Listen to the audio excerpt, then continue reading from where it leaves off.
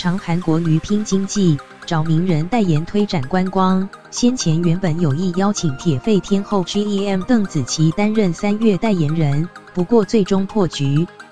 观光局长潘恒旭9日爆料，经纪公司跟我们要了一笔很高的费用，其实邓紫棋本人应该不是那么贪财。有媒体披露，邓紫棋冠名赞助费用为600万元，回馈内容包括赞助商领导与邓紫棋合照2张及艺人口头致谢等。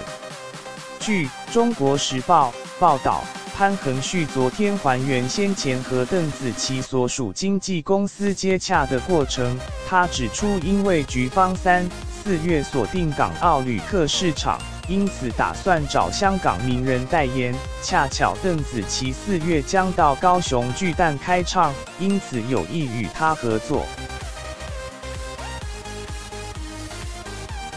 潘恒旭指出，当时接触邓紫棋所属经纪公司，但对方要了一笔很高的费用。他并补充解释，其实邓紫棋本人应该不是那么贪财。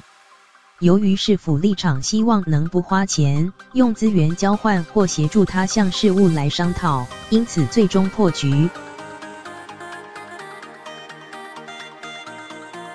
据 ETtoday 报道，邓紫棋的冠名赞助费用为600万元，而赞助回馈包括演唱会冠名权利，如品牌名称加 GEM 邓紫棋 Queen of Hearts 世界巡回演唱会台北站，演唱会获取赞助金额20%等值票券及艺人口头致谢，主要 logo 名称露出于指定媒体平台，赞助商领导及公司成员与天后邓紫棋合照2张，主视觉素材使用权利与品牌系列行销活动等5项。